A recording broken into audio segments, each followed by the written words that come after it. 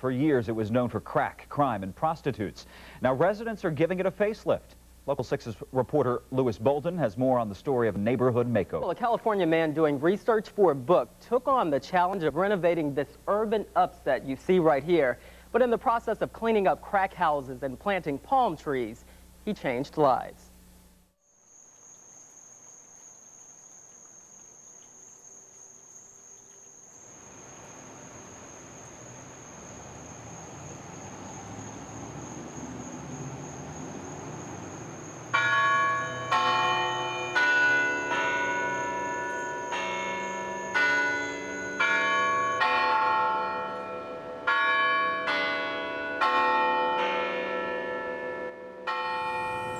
I wish this was like this back then. I wish this whole community was like that back then. But it's there now. That's what matters. It's there now. Somebody's family started all of this. And maybe somebody is sitting back watching and say, yeah, that's what we want.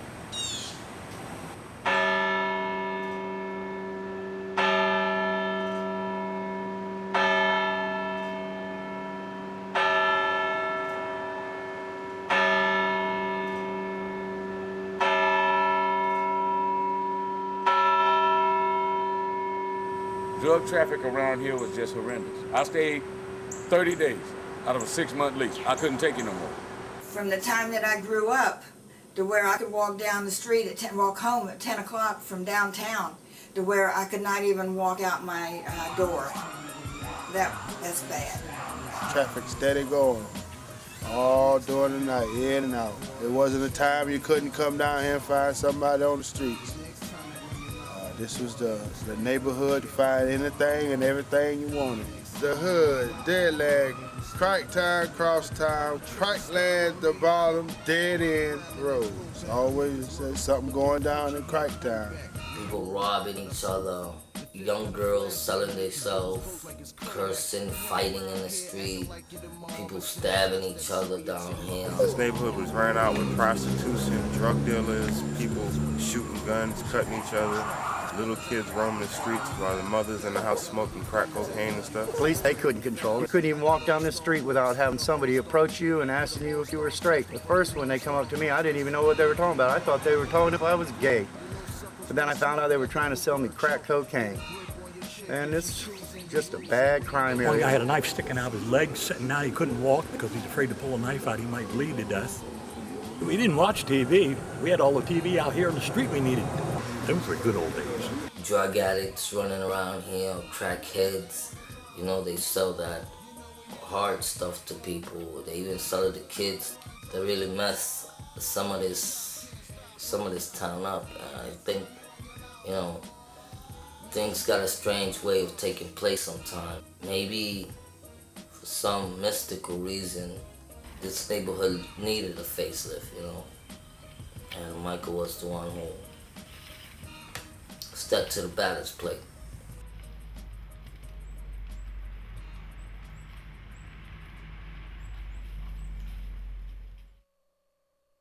My Labors of Hercules is this book that I've been working on for 12 years. It's still not done.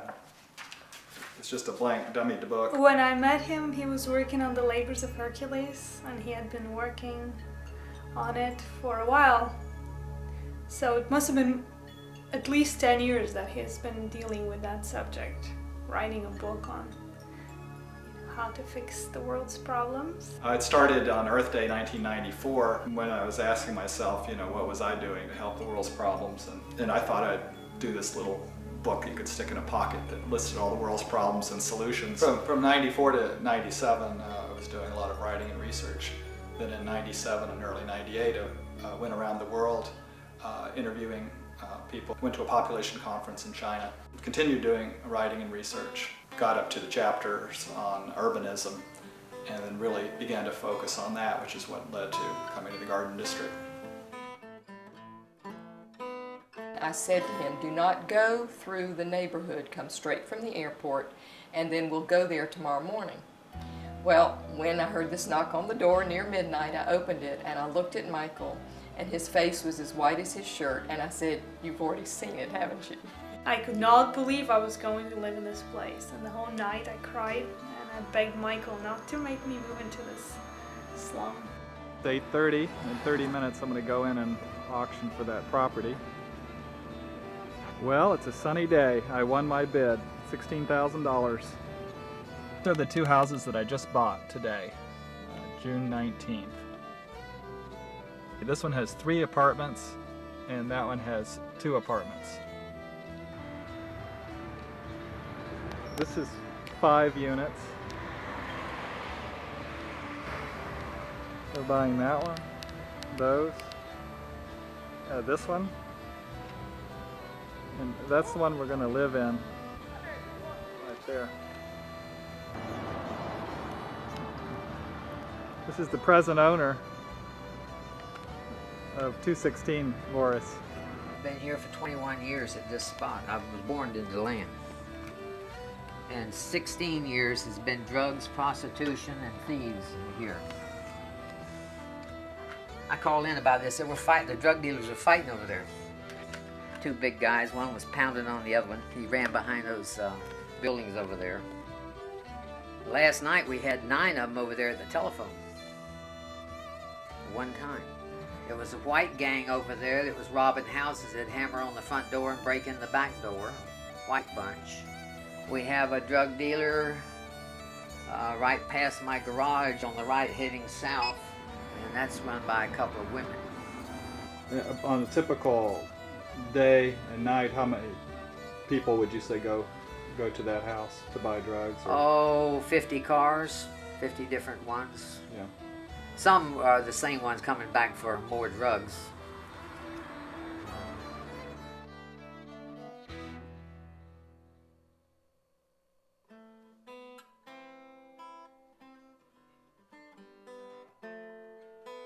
It was atrocious for me.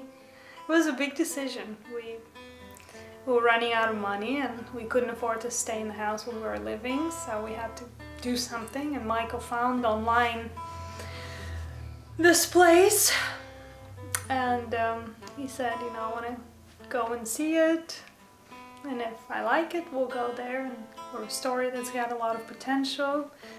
It's so pretty. I'm trying to absorb as much of it as I can. Yes, it was exciting, but I never imagined myself living in a tiny little town in Florida, of all places. In DeLand we could buy a whole neighborhood, and in Santa Barbara we could buy only one house and fix it up, and I was of course going totally for the house in Santa Barbara. I did not want to go anywhere else. Well, here's the 2 trucks and the trailer. We're almost ready. Appropriately enough, we have a Florida truck covered with graffiti. Almost filled up here. Adios. Adios. Saludos a Florida. Gracias. Indefinite future. If I wanted to stay with him, I had to go. I was driving our dilapidated Dodge Caravan with Simon next to me in his little cage. And Michael was in the truck, and we just took off. And it was a sad moment in my life. And I remember looking at the thermometer inside going 80, 90, 95, 100, 111, 127, boom, and it stopped. So I was alone in the desert. I was 3-4 months pregnant and thinking, that's it, I'm just gonna die here in this garden. Okay, I would cry, and then I think, okay, hold on, calm down, something will happen, and then I would just realize that I'm probably lost, and then start crying again. And finally, I took it upon myself to make a big sign that said help. Here we are in the desert, close to the place of my childhood. No breakdowns today.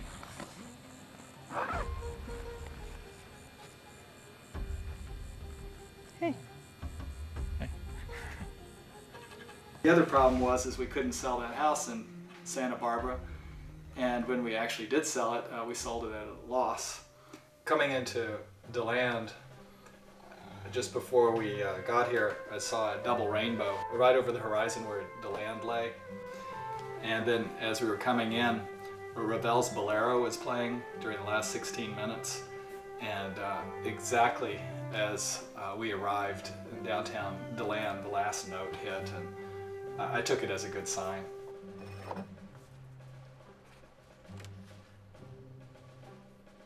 This is move-in day.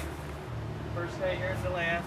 Cleaning up the walkway. This street right here is one of the worst streets in DeLand. Yeah. It's basically what they call Crack Park. Yeah. Or Crack Alley. Yeah. Down here is an area known to people who like to smoke things and drink things, do other illegal stuff like I guess steal and break into houses. It's it's one of the worst area, and it's surrounding the whole central part of DeLand, which is basically crackland.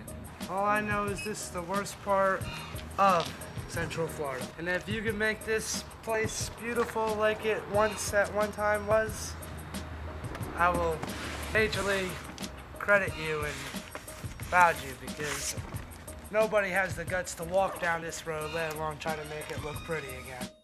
The two guys that helped me move into the house said, man, you're just gonna get burned out. All those drug dealers have to do is toss a match under that tinder box and it'll go up, just like they've done with other houses in the neighborhood. It's a shame. This was a cute bungalow.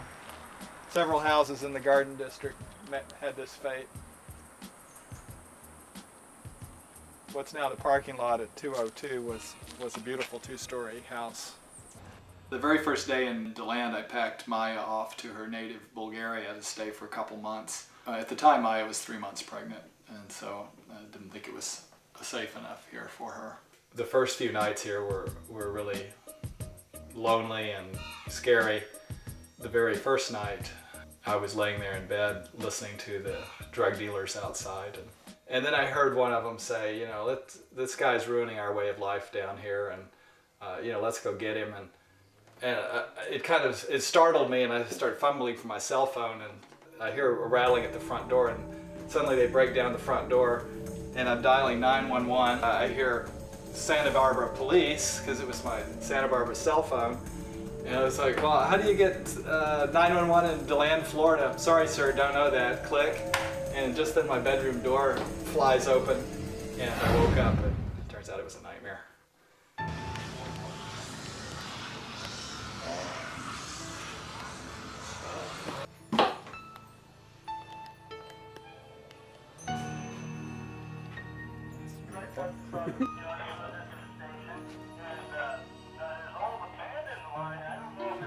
Yeah, I know.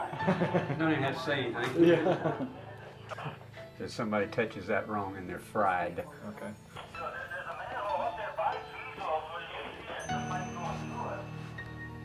No smoke detectors whatsoever.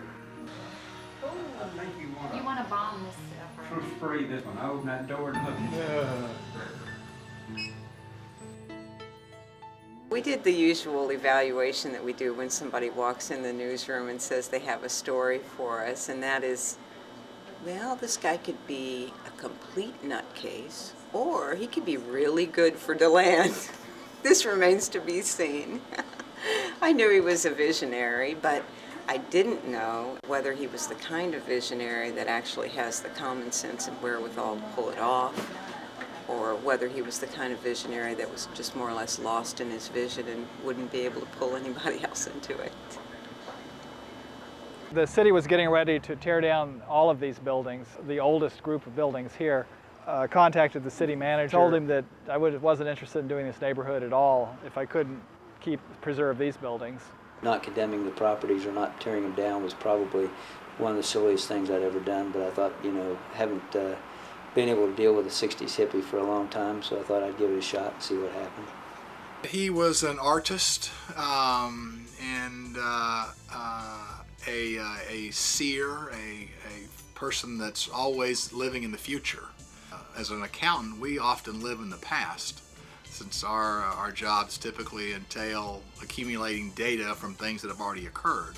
So I looked at Michael as an artist trying to get involved in something that had a large financial aspect to it.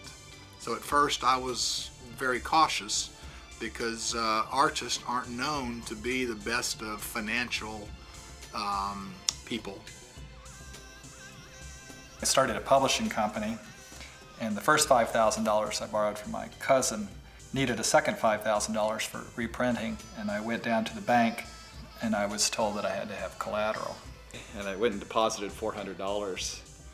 The next day I got a deposit slip back. It was for $999,499.99. So then I took this up to the bank vice president, and he said, so Mike, did you get some collateral for your loan? I said, yes sir, I've got $1 million in my checking account.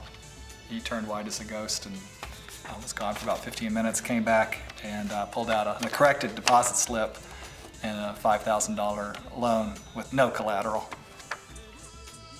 So I had borrowed $50,000 from a friend, and then my mother lent me another $10,000. By the time we got here, we only had about $10,000 left. All of the money to buy all of the houses had to be borrowed. No conventional bank would even look at this deal. I'm Jimmy Ford, Director of Business Development and on the Board of Directors of Main Street Community Bank, and I work for BID. And I'm the president of Main Street Community Bank, and I knew Michael when I was a lender at South Trust when I first met Mike and was introduced to your project, and I had to tell you we had a presentation, issues and concerns we had with it. I guess my memory of him is kind of a little bit granola, I would call it. He had on khakis and maybe like a Madras shirt or a plaid shirt. This is how I remember it. He had built some really kind of ostentatious house for himself. Maybe not ostentatious, but just architecturally different in design. So that was his background, but that financially he was strapped and that he wanted to move here and do this project. And I really thought this is one of those California pot-smoking hippie guys with a dream and a lot of hot air. That nothing was gonna come of this. This was all great. Love and peace and let's make this neighborhood a better place. Okay, that's good, but it's just not realistic. I may have said, let me see what I could do, and then, I'm busy making loans that I actually can do, so that's quite possible that I was giving him a little bit of a brush off. When we met, he had told me he was a writer. And then on his business card it said art, architecture, design, construction. And I thought, I need to check this guy's references.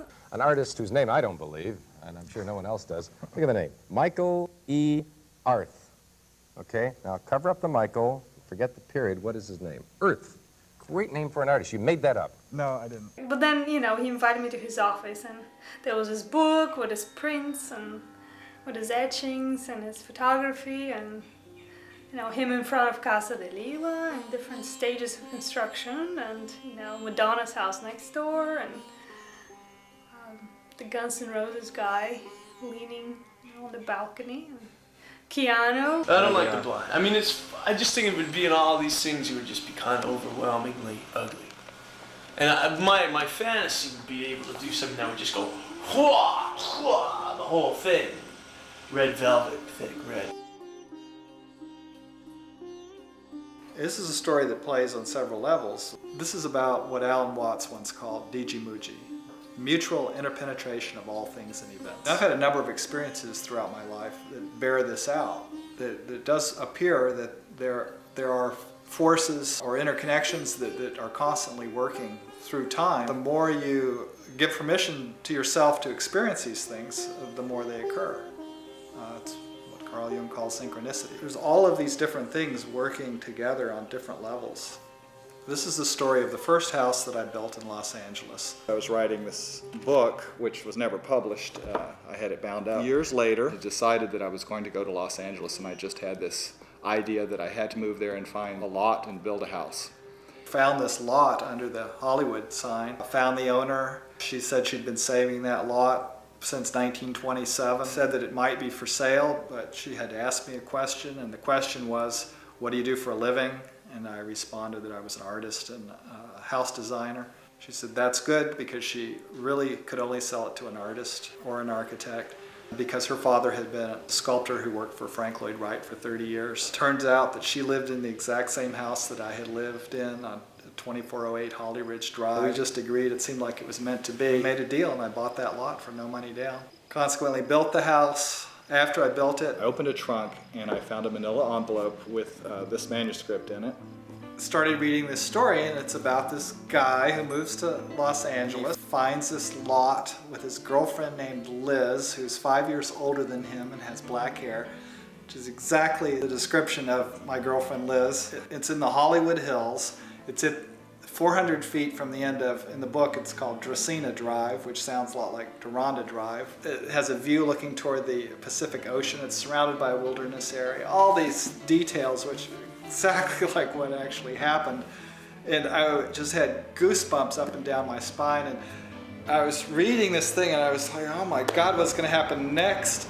And all of a sudden the character sees smoke coming over the hill and a firestorm sweeps up the canyon and destroys the house. And then it started coming back to me, each element of the story, you know, why I had written that. The one feature that this character, the protagonist, had is that he had this attitude of passionate non-attachment.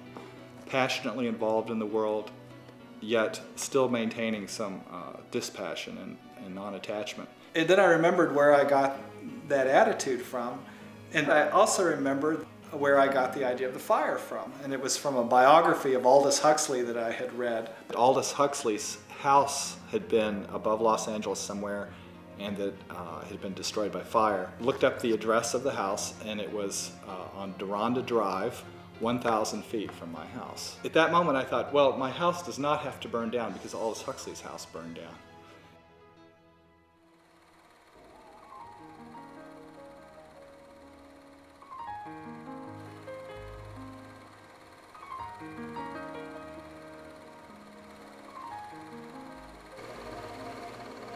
I was always fascinated with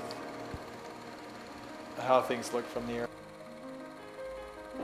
You know, when I was in junior high school, this was just a prairie, and I used to ride my bike right around through here. Yeah, this whole thing was nothing. I hardly recognize anything anymore.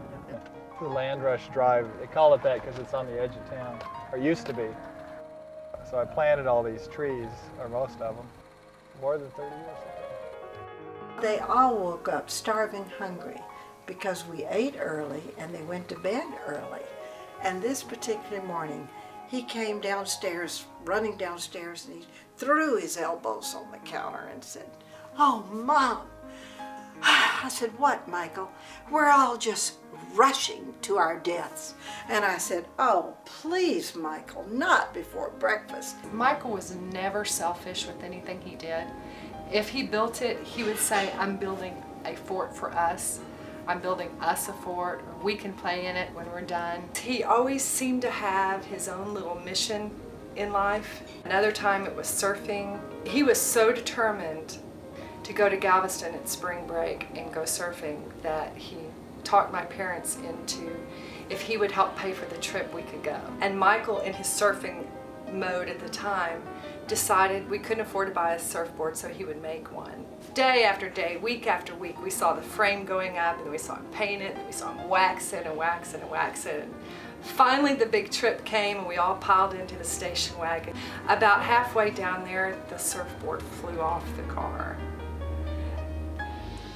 It was one of the saddest moments in our family's history. It was all we could do not to all cry in unison. I felt so bad for him. You know, he got out, it was broke completely in half. He put it in the car, and we kept going, and he didn't complain about it. He didn't cry. He just picked it up and found another way to do what he wanted to do. He still went to Galveston, he still went surfing, and he made it work.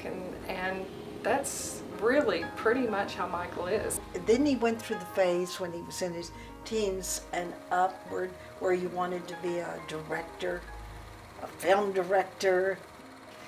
I think he hasn't changed that much. He was, in a way, because he always was ambitious. He always wanted, like, to build a city. As far back as I can remember, I used to design little towns, and this is an island. Would even work out all the costs in detail. because I wanted it to be practical. It was kind of a hidden thing.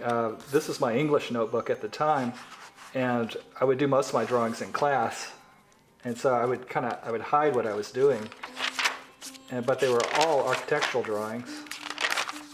Well, maybe a few surfing. Years later, when I was 19, I designed something similar off the Texas coast, which was going to be a super port. This was from 1973, and I had these little pods, neighborhood pods, and inside the pods would be completely car-free. And something like this was actually built in the 70s in Davis, California. He wanted to do something visible, something that hasn't been done yet, something that could demonstrate his ideas and new pedestrianism. I want to build a new town because the infrastructure of the existing cities perpetuates all of the bad habits that our automobile-dependent society has produced. By building a new town, you could try out these concepts. I think that Michael's concept of the pedestrian community with the pedestrian lanes is a further apprehension of the idea that the car will be a diminishing presence in our lives. In the future, the only urbanism is going to be the new urbanism, because we're not going to be able to do conventional suburban stuff anymore. We're not going to be able to be car dependent. The new urbanism comes in the mid-1980s. You get a whole crop of sort of former hippie architects. In 1999, I came out to the East Coast. I was looking at projects all across the southern United States, trying to find just the right little project that could later segue into doing a whole new town. Some of these places the new urbanists visit to do their research are places which turn out to be, you know, the most valued, most high-priced districts in America. They go to Charleston, South Carolina, which is still substantially intact, or Savannah, Georgia. The new urbanists get in there and they start with an iconic project, which is Seaside, Florida, designed by Andres Duane and Liz Platter-Zyberk, and developed by Robert Davis, beginning around 1986. And the objective there is to build a new town from the ground up in a part of Florida where there's virtually nothing. It's beachfront. My goal in the first 2 months while Maya was gone was to clean up the neighborhood and do some things to make it safe enough for her to come back. And so I planted a lot of palm trees, put in picket fences, painted some of the facades, and got rid of about 30 yards of trash, and dressed it like a movie set. I probably bought about 100 palm trees. It was slow at first, but it was pretty much immediate. You could see that there was progress being made. Phoenix Court with the palm trees, that was just wonderful. And it was immediate when you would go down the street that you could see that something was happening there. The colors. The colors. Were just such happy colors. Yes. And the energy totally changed. It was found in the back of my property. We believed it belonged to Marvin Small. It was dumped. Telephone drug deal across the street. This is a guy delivering drugs. What are they doing in front of your house? I think he's trying to make a deal with a girl. What I thought I would do is I would ask Mr. Arth to come in here and just tell you guys what it's like to live up in that area. I just moved here last week from Santa Barbara, California, and I spent several years looking at towns across the country. Go on and on and on. And this isn't 1% of the numbers I've taken down. Now, what's happened when you've turned in the license tag numbers to the police? Well, not too much. Well, that's why I quit putting together on these tag numbers. But nothing seems to happen, so I just quit writing tag numbers down.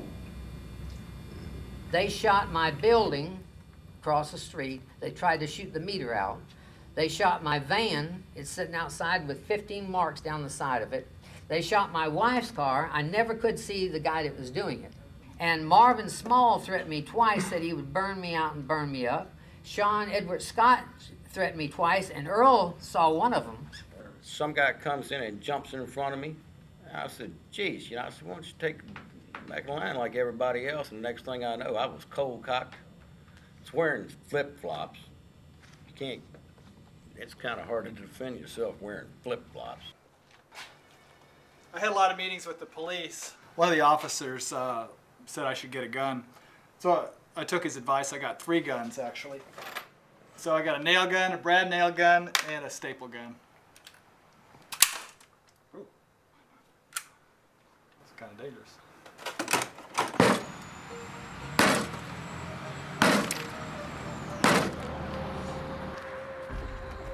It was a happy day getting rid of these crack dealers' telephones.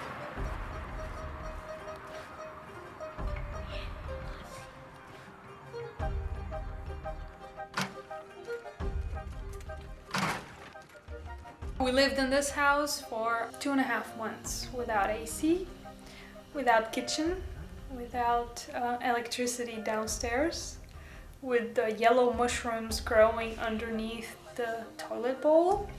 My first memory, in DeLand was 8.5 months pregnant in the heat, watering those palm trees amidst people yelling at each other and trash flying around and this ferocious dog being chained to one of the doors.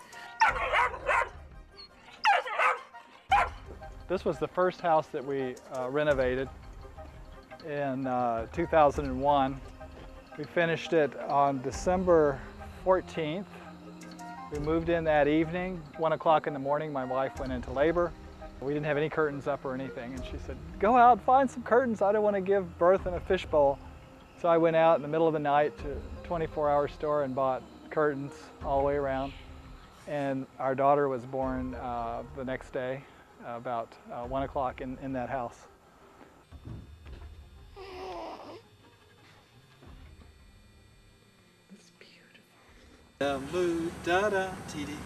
Get upstairs finished? Huh? Did you get the upstairs finished? Yeah, except for 1 or 2 little details. Daddy's little helper.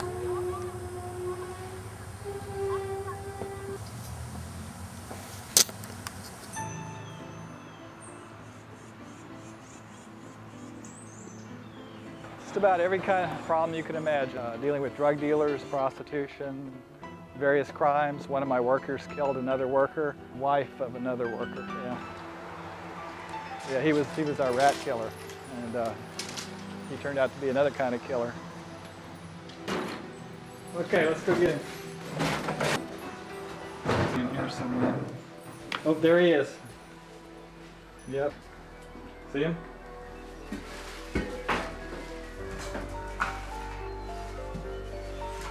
Oh, yeah. Another one stole my van and ran off with about $300 in cash. One guy got slit across the face right over here at the convenience store. I didn't hear him say, "I got a knife." I heard him say, "Back up." And I said, "Do what?" And I hit him first. We had a drug gang that was threatening to burn down the neighborhood. And they broke out all the windows in this house here when I had a painter in here painting. I didn't know what it is. I had the radio so loud, but I figured it out and I ran outside and there was a young gentleman running from the house. And you chased him down and tar and feathered him with a brush, right? I hit him with a paintbrush and turned him peach. A Latin King gang member told me that, asked me if I lived over here. I told him that I did, and he said that I better be careful because they're gonna come over here and burn some of the buildings down. A couple of days ago, I got a friend of mine coming up to me, and he's telling me, well, yeah, you're gonna have some guys come over here, you know, thinking they're gonna look for work, and they're just gonna check things out. They're gonna rob, you know, they're gonna take his tools, they're gonna try to rob him, burn his building, you know, destroy everything they can, you know, to get over, but it ain't gonna work that way.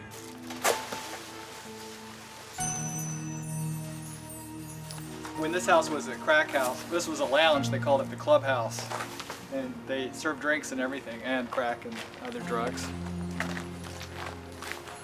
That was a good stash spot. No one would ever think to look behind the trim of the crack pipe. Yeah. The cops confiscated my crack Took his crack pipe. pipe. They took your pipe? Oh, man. We're gonna take him. Yeah, they let me go this time with a warning. So I decided early on I should take the low-key approach. So whenever I'd see a drug dealer, I would just walk up and shake their hand and introduce myself. Hi, I'm Michael Arth. I just moved into the neighborhood. I'm going to be renovating some houses here. I know you're probably not dealing drugs, but anybody who I think is, I'm going to be calling the cops on and stuff. And usually they would be so taken back by that, they would go, well, yeah, I'm not doing drugs or whatever. Then I wouldn't see them again. So I discovered that ploy worked very well. On this house here, and across the street, there was a gang of 5 guys standing right there at that corner. One of them said something like, hey, you fixing up that house over there? And if it were mine, I'd just tear it down. I thought they were being kind of friendly, and I decided that was the time to give them my little talk, and so I started walking toward them. Then I could see the other 4 guys had this look like, we're not going to take anything off you, buddy. And just as I was starting to approach them, and I was starting to wonder and think maybe this isn't going to work so well, a bolt of lightning came down and struck right in the middle of the street, right here. And one of the guys jumped up so high, he jumped right out of his pants, and they all ran away, and one guy was hanging onto his pants, hopping down the street. Of course, his pants were already down to here.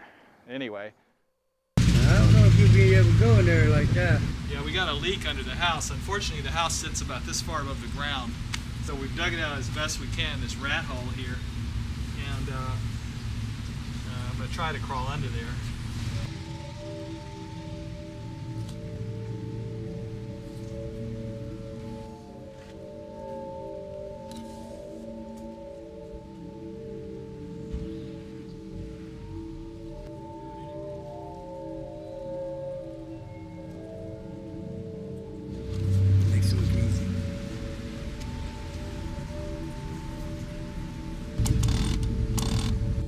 Under the house.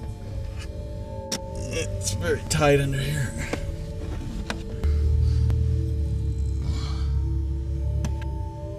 There's the fix. A couple of days ago I had a dream that I was stuck in a drain pipe. I woke up in this sweat. Michael and I were in big financial trouble. We knew that we were losing it unless we got a major financial injection. And one night he came back home and he said, you know what Astrid told me? Pigs will fly before you get financing. Sophie and I were leisurely walking downtown, and I walked inside the primitive store. It was waiting for me, but a flying pig hanging from the ceiling. So I bought it and I handed it to him and I said, here, pigs can fly, now where's the money? We knew something was going to happen when I found that pig.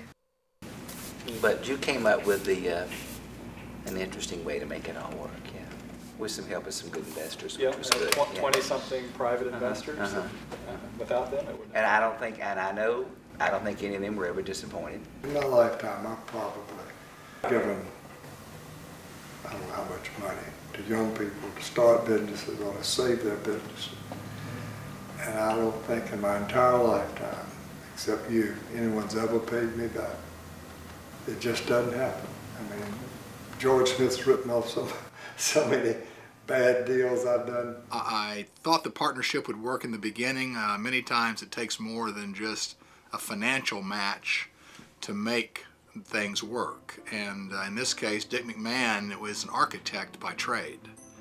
He was a successful businessman for many years in DeLand, and so he is financially able to assist in ventures. He liked the idea of the project, and so his decision to join Michael was as much one to see the project happen as it was looking for a financial reward. What he was looking to do then was take it from buying an individual house here and there into basically trying to be able to control the whole Garden District block or area. All of this one, the apartment behind, that cottage there, this art gallery, museum, and apartment here, that building there, most of that block going down to the next block, this building, that parking lot, this whole side of the street, and everything on this side also except for 2, and another one over on Amelia, the other side of that block. all the red tape was overwhelming. The insurance, the taxes, the permits, the appraisals, the inspections, the accounting, loan applications. And during one of the meetings with the city officials, one of the community planners said, well, you're going to have a structural engineer certify every single one of those houses, which would have cost thousands of dollars and taken many months. At that point I said, well, I can't do this project if that happens. And the mayor at the time, David Rigsby, walked in the door and he just said, make it happen. And that changed everything. Hey, Bob. Michael, what's up? Glad you could make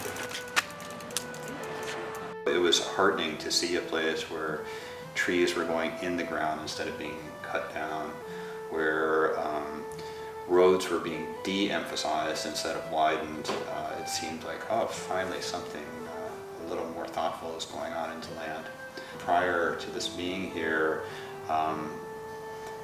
there was only one model: make as much money as possible without any thought to pretty much anything else. Now there's a model of hopefully something that's economically viable, but at the same time is human and makes a more livable community than the ones that are being built that separate us more and more.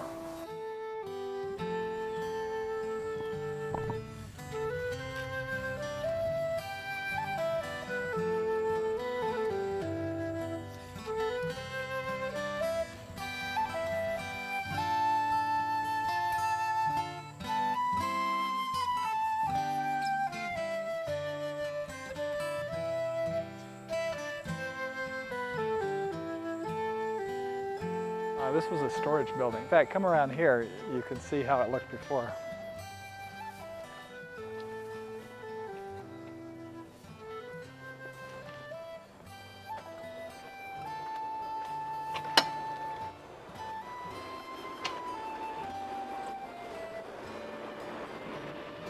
I've been planting these palms because someday my office will have a den and a bathroom and a porch, looking out on a reflecting pool, which will be a swimming pool that's sunken. And down at the end will be a series of waterfalls coming down. So it'll be a 12 by 50 foot pool shaded by these palms, which I planted a couple of years ago. In another year, they'll be looking good. They're still struggling to recover from the transplanting. Joe and Linda Laboche live here. This was quite a job on this one. I had to tent it, do a lot of renovations. Of course, I think this is a beautiful picture of the way the house looked. Isn't it? That's my mother that's holding. That's your mother? Jean, and that's my aunt. And this is my brother Wilford, W-I-L-F-O-R-D, and that is me. Now this has to be in. See, he was born in 1913. This must be 1915. Oh, there goes Scammy! This is Hubert Henderson. Hi, Hubert. Hey. He lived here with his wife when I bought the house. Oh, did you really? Oh my gosh, so nice to meet you. And my wife's grandfather built the place. My, how the house has changed. It's really nice now. It's completely different. This is actually the second remodel. The second one? My goodness. Well, they're painting now. Yes, this is nice. Wood looks great. Hello. What have you got there? An old tricycle? Yeah, we found it underneath, in the ground, underneath the playhouse. Do you remember? That is something. Do you remember it? No. Michael had a handwritten sign up. Didn't even have the area code on it, Michael.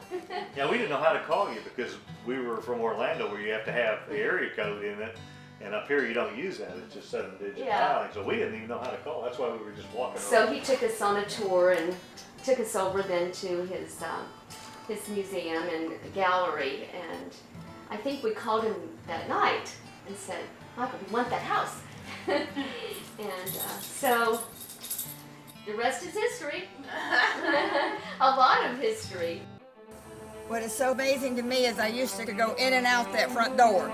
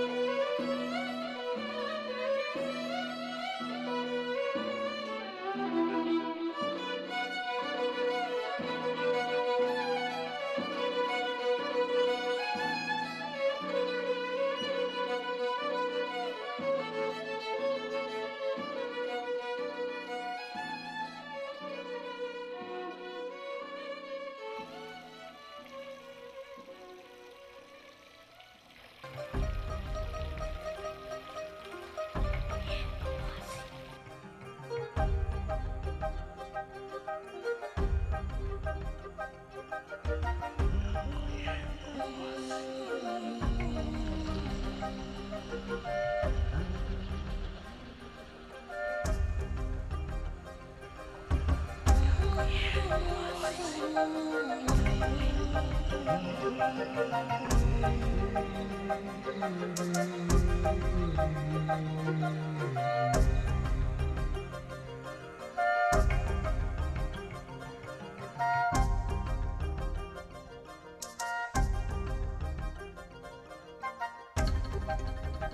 proclamation reads as follows. Whereas Michael Arth came to DeLand several years ago with a vision to transform an otherwise distressed area of DeLand into a charming and tranquil neighborhood of bungalows, historic homes, and pedestrian lanes amidst a beautified landscape. Whereas Michael Arth has made a positive difference in the revitalization of this neighborhood and reducing crime within the area and raising property values of all the properties located in the Garden District. Now therefore, I, Robert F. Apgar, as Mayor of the City of DeLand, do hereby proclaim Tuesday, November 11, 2002, as Michael Arth Day in the City of DeLand. Michael, congratulations. Yay!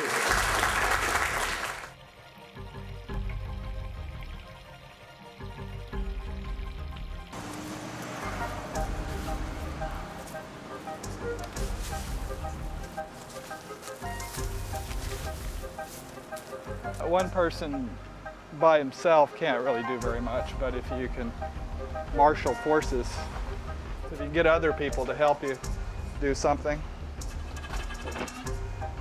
They say it takes 5% to make a revolution, so if you just get 5% of the population to care and be activists, things can change for the better.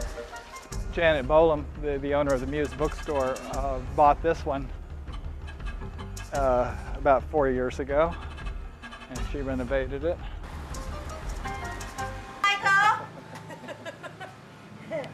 Well, we're cleaning this bed out. This is what the front porch became.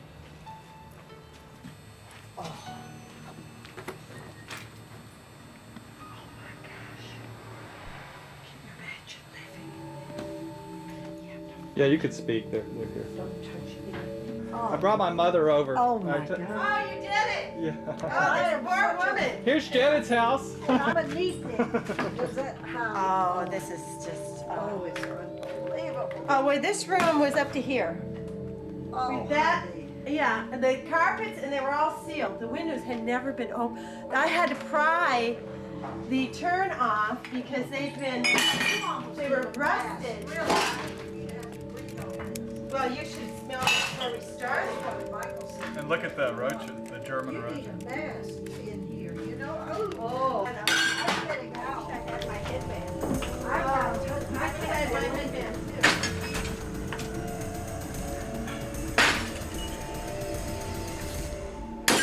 too. It has been an experience.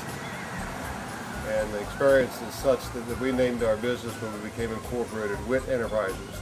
That's WWIT. That stands for What Was I Thinking? This house is actually really cute. I like the built-in in the dining room. You should videotape that. I did. Got that already. Now I want to hear your story. We're gonna own the entire block. We're doing a Michael. Good. Buy up the whole block and kick everybody out and gentrify. Gentrify, gentrify, gentrify. Some people would call what you did over there improvement, and some people would just call it gentrification. It's not gentrification where a bunch of middle-class people come in, or upper-middle-class people come in and take over a neighborhood. It's still a mixed neighborhood. It's mixed racially, mixed income, and that's the way I like it. That part of your story may not be getting told. About 1/3 of the buildings were already empty, so it wasn't a problem on those. I paid a few people to leave, like the drug dealers who were living right there. And the rest, just through attrition, left. I didn't have to evict anybody, so that was good.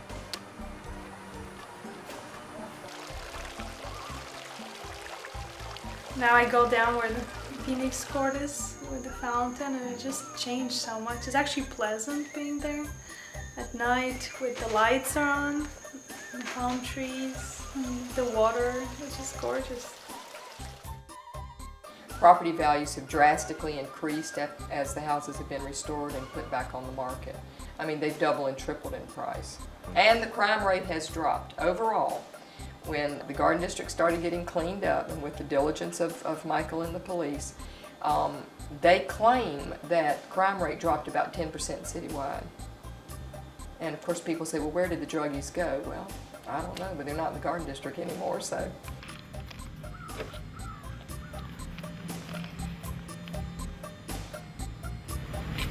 Yes, sir. How you doing? Good. How are you?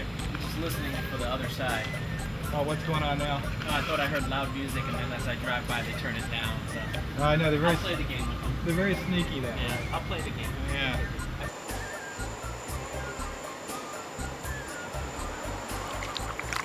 I specifically sought out buying a building near there because I knew the appreciation would be good. You know, Michael has come to town and shown people that you can do something that a lot of people probably thought wasn't possible. The Garden District helped us, you know, their improvements that they made, you know, gave me the thought that this would be a good viable spot for us to be too. We put that one up here because that's where I went to work and I just got a kick at it. But on the second floor and on the first floor, if you look around, there's quite a few of these around.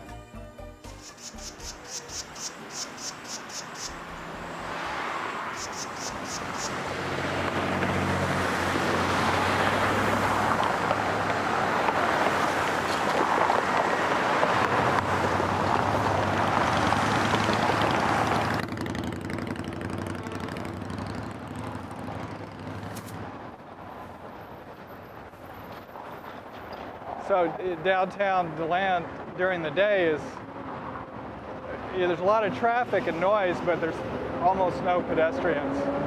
And a lot of it's because of the noise of the traffic.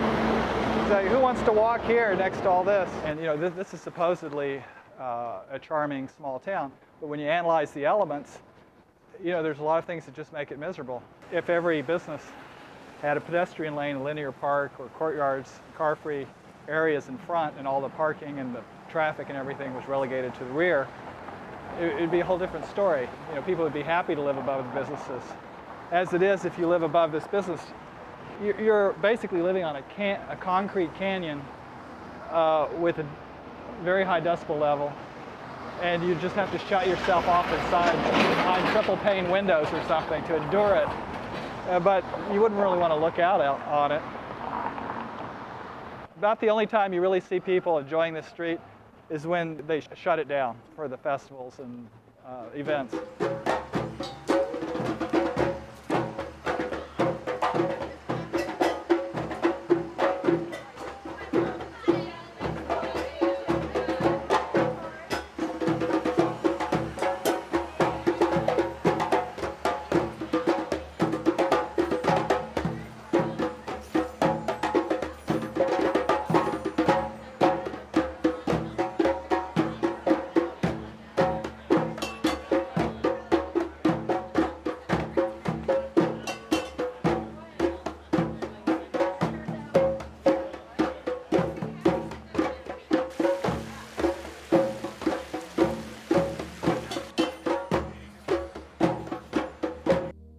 Oh, Michael Arth. He's giving Linda Brown a hard time. Not with this current project, just in general. The church here has taken it upon themselves to feed the homeless in the neighborhood, and it's been a mixed blessing. And they were becoming so numerous that they were starting to sleep under the awning at the church, and the church ran them off, and then they fanned out over the Garden District. Are we going to be on the news? A documentary. A documentary? Yeah. And the news thing? Because I want to send my kids a picture that I'm with, you know, some of my little friends. Well, you know, that's where you step. Is that some caca there? I don't know yet. One of my renters went on vacation, and when she came back, she discovered that somebody had broken into her house and slept in her bed and eaten her food and stayed there for several days. You know, I really believe in finding a permanent solution to homelessness and providing a place for people to live, for everybody to live. This guy just came back from the hospital. You're looking for? I don't have any right now because I'm pretty much done with what You've been doing the garden dish. Yes, exactly.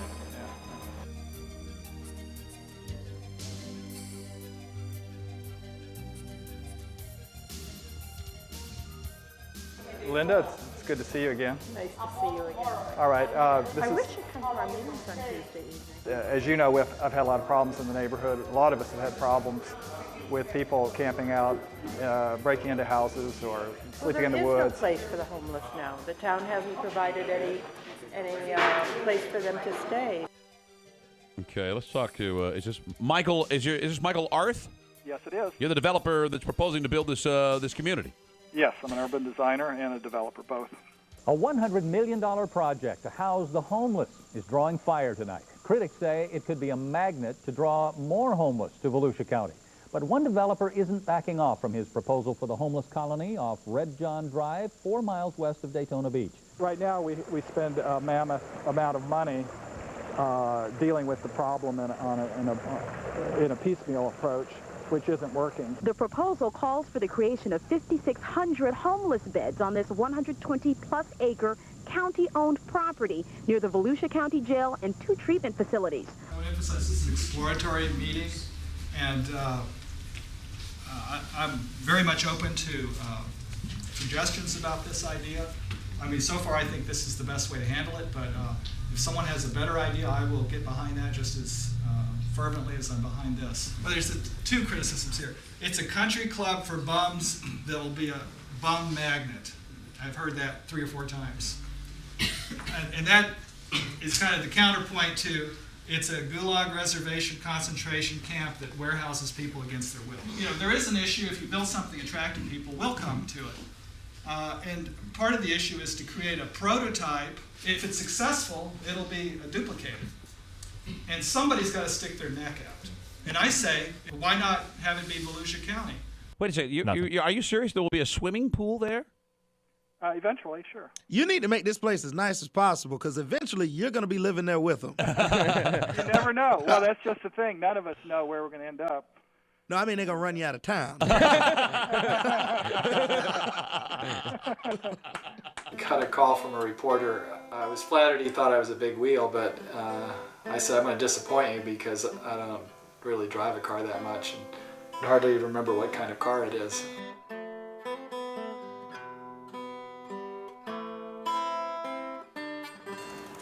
Hey, Soph. Come on down. Mostly I just walk or ride my bicycle. Drive the car when I have to. If I had my choice, I'd live in a town where I didn't have to drive at all.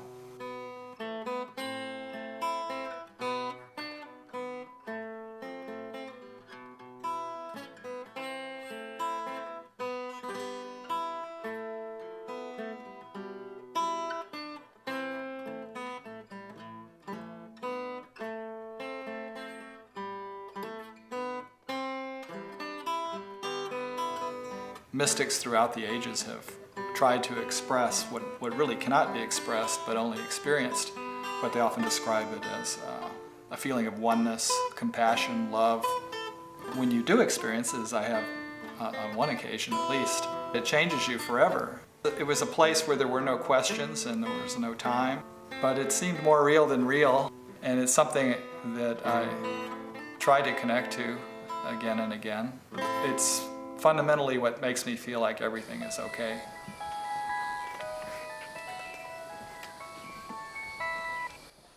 Hello? Now, which house is this? Okay, if you open the side door, I'll be there in about 1 minute. Okay, Oh, okay, well, if I say forget it, he's already done all this work. It basically will end up in court. Yeah, I've already talked to the bank. I keep them up on this. Well, we're not doing any marketing. We don't have it listed. The lawn is pulled out. We don't have any ads out there. We don't have any. The Claytons got a quitclaim deed 20 years ago or 25 years ago. If you can take the 12 cottages here and do that over there, good. Yeah. Well, thanks for giving me the option on that. This part of the neighborhood was stage 1. Stage 2 will be putting in 12 houses This shows the view from this street here, and down the middle will be a pedestrian lane with a fountain in the middle, and down at the end of the pedestrian lane will be a pool house and a pool. This is where the pool house is going to be. You could see how the pedestrian lane is going to go right through here. Cottages and pedestrian villages. Yeah. When is that going to break ground? I thought you were... Well, I had a partner. Actually, I have a partner, but he's giving me the generous option of finding another partner. So you're open to talking to somebody about becoming a partner on this deal too? Got my stuff back. Ready for the next customer. Yeah, I mean, you can never really get too upset about some things.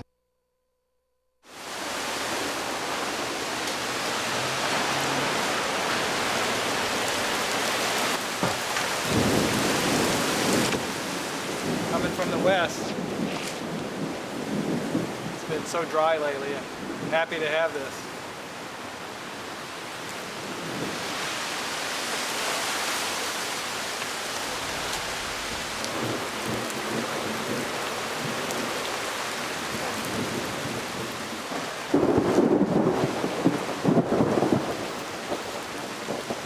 It really doesn't matter which particular project makes it or what actually happens. It's a process, and part of the process is accepting failures along the way. In fact, I've had more failures than successes. But you remember the successes, and that's what other people notice too.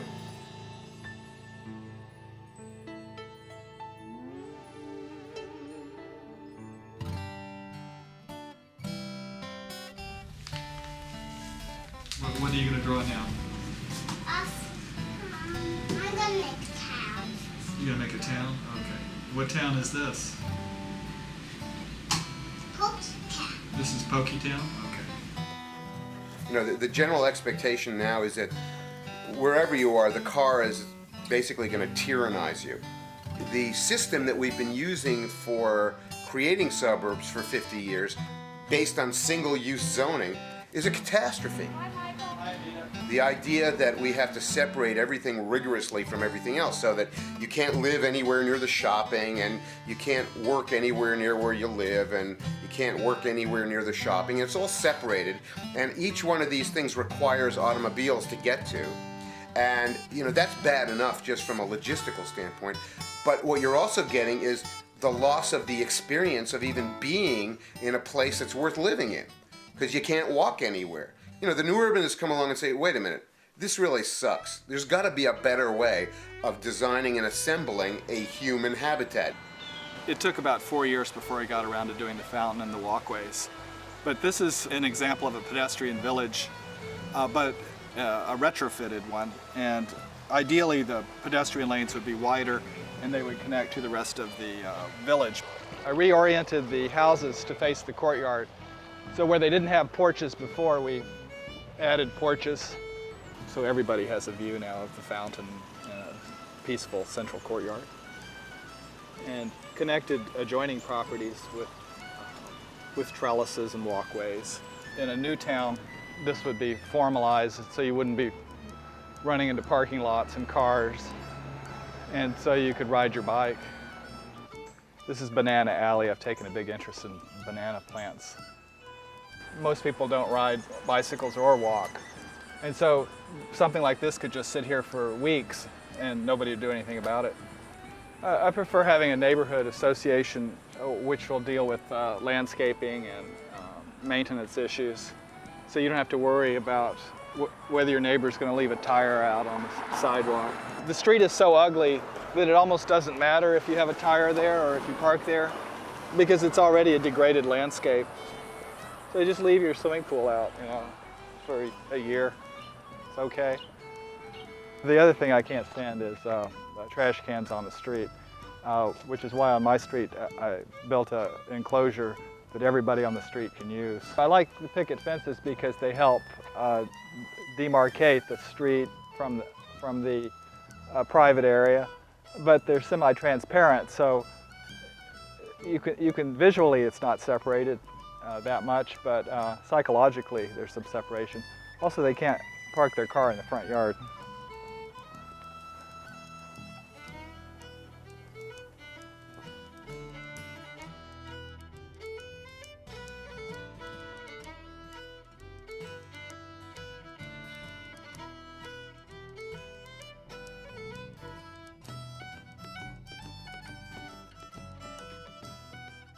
I'm glad to hear you guys are going to be doing something here. It's been one of the worst little corners in the neighborhood. A lot of drug activity and other things going on here. Yeah.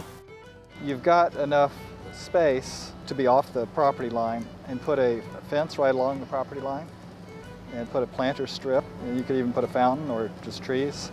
And then the cars would park coming in like this, so you'd end up with the same amount of parking, but then the whole thing would look like a garden, and you'd probably only have to get a $20 fence permit to do it. And then there you go. That sounds great.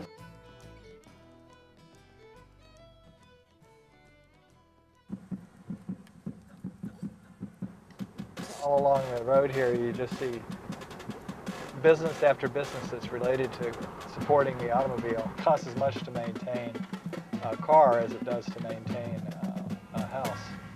So whenever you see the American flag, you know you've got more cars to sell. Here in Orlando, it looks like it's mostly the downtrodden who are not in a car. And for good reason. It's miserable out there walking in the traffic. People think the solution to traffic is to build more roads. But building more roads doesn't reduce traffic, it increases traffic. Typically in the morning you'll see lots of walkers, but again, just for the exercise, not as a way to get anywhere, because you can't get anywhere. This is what's happening though. This is the son of a builder that's been around here for about 30 years. They're building a 16,000 foot house. That's really excessive. Nobody needs that much square footage. The biggest house I ever built was much more than 5,000 square feet. And I thought that was huge. Mansions. This is actually kind of nice, you know, at the water feature. Trying to save some of the trees, but typically they kill all the trees, whether they mean to or not. Like all these trees are going to die. They won't survive this. You see it all the time. This is another community here. This actually isn't gated, which is a surprise. But the entrance is pretty nice. Big roofs, big hair in Texas.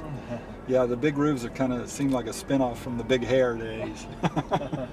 Hair went out of style, so let's put it in our houses.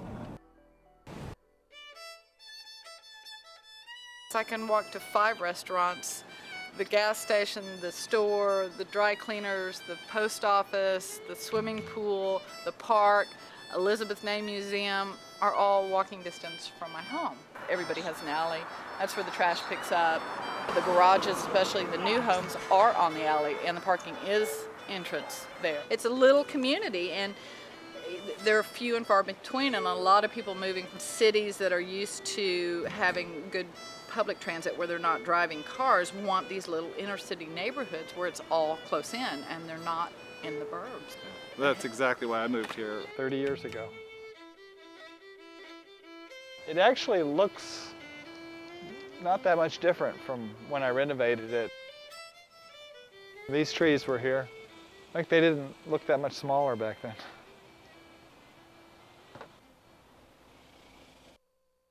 Look at this, King Arthur Court, Camelot Village.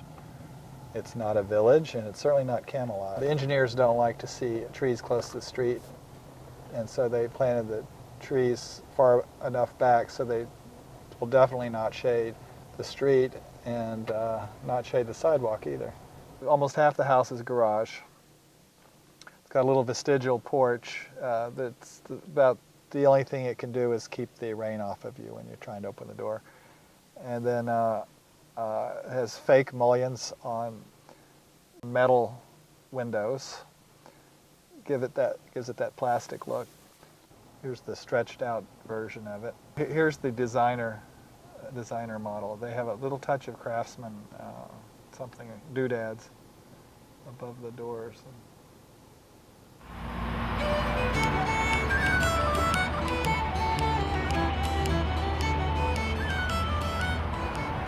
Somewhere in Celebration, Florida, which is a town that the Walt Disney Company founded in 1994.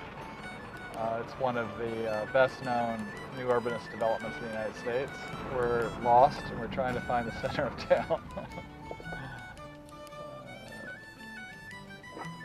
Never gotten lost here before.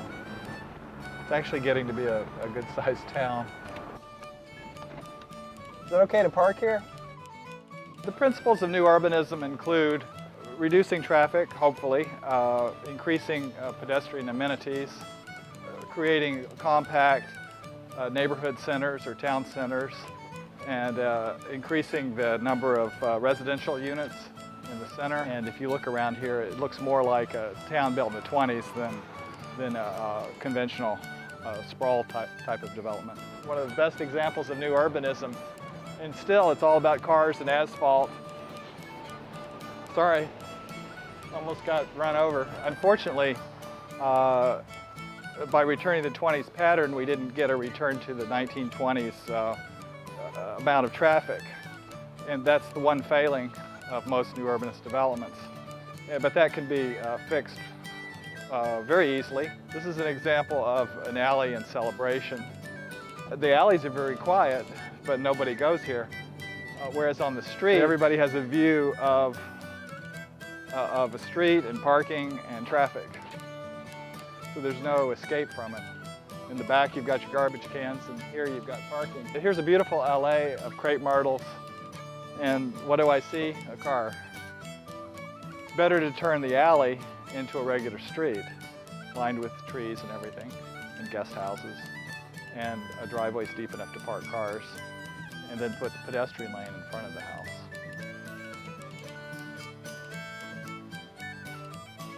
28 houses initially? 30. 30 houses, all this? 30 units. 30. So some are duplexes. This is called Phoenix Court over here. This was the worst area in Volusia County. Originally, this was just a big sand pit with a dumpster right there. There were no trees. They didn't have porches on the houses. And all these buildings were about to be torn down by the city. Everything was a battle. That's why I say it's easier to start from scratch sometimes. This shows typical suburban design, which you see all over the United States, where you have a big street in front and a driveway with a garage dominating the house and a shrinking porch. And if the sidewalk's there at all, it's usually just an afterthought on the edge of the curb. And this shows new urbanism. You have alleys with rear-loading garages, a narrower tree-lined street and sidewalks, and the houses are usually closer to the street with a big front porch. New pedestrianism is a variant of new urbanism, which I think is a vast improvement, even though it's a subtle change. Instead of having an alley in the rear, you put your street in the rear, and in front you always have a pedestrian lane, which is a multi-use trail, allowing for both bikes and pedestrians. So that everybody lives on a linear park. So this would be a typical front view of a house, and you typically go for 2 stories because the lots are smaller, higher density. These little lanes open into fountains and plazas and all kinds of interesting courtyards and things. Now this was for the Austin airport in Austin, Texas, and they had an airport that is being demolished right in the middle of town. I suggested that they make a pedestrian village. Pedestrian villages work for everyone, everywhere. Here's a design for Kisimakaya, a pedestrian village in Kenya. It's scalable, so as it grows, each new neighborhood develops a center. This one was proposed for West DeLand, and this is 80 acres. Well, what happened is the owner sold it, and so they're going to put in, Florida's ugliest houses there. This one's very interesting because there used to be a town right here called Winona. When the lumber industry died, so did the town. The new town would occupy the exact same site as the old. So here's your land. Here's an idea, which is following your model. You make this an intense use park. You put all a beautiful botanical garden and all this. So all the people who live around here look down on a jewel. One of the ways to promote it would be very ecological and sustainable to get all of our water on site and to process all of our wastewater on site. And also produce our energy. Here's the other thing. We gotta have them all here, so you call it solar? Or? It's solar. Really socializing becomes one of the greatest activities in a place like this. Everybody gets to know everybody. It's a see and be seen scene. And that's what people like more than anything else in the world. There are a lot of Americans who are looking for this type of housing. I think it's an enormous niche market. And if you go to Rosemary Beach or all the new towns around Seaside, you see that model being copied over and over. It's interesting, the fellow that did Seaside, as I understand, he just owned the property and wanted to do it like they used to when he was a boy. He wanted to keep that same flavor. I think the next step for us is to come down and see the land. Before I design anything, I always have to. I have to go there.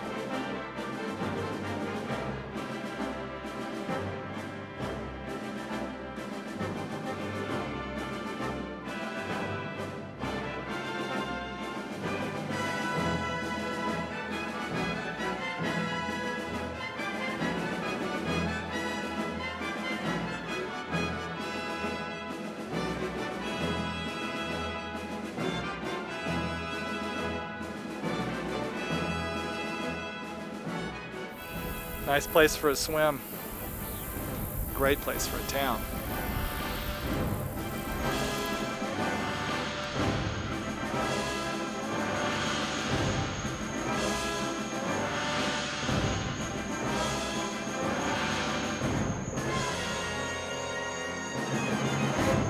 Rebuilding the Garden District was the hardest thing I ever did. It was physically and emotionally grueling, and it challenged me in every way. It will take a Herculean effort like this on the part of many to take on our modern labors of Hercules. All new towns and neighborhoods could be pedestrian villages. We could end homelessness, the drug war, and the war on terror. We could reverse the population explosion. The environment could be cleaned up. We could have political, judicial, and economic reform with equitable taxation. Energy can come directly from the rays of the sun or from the heat of the earth. The synergy created by all of these things could ensure that humans fulfill a noble destiny. We could be united in truth-seeking purpose and live harmoniously on a beautiful earth. I'm just one man in one town, but I believe with all my heart that these things can happen.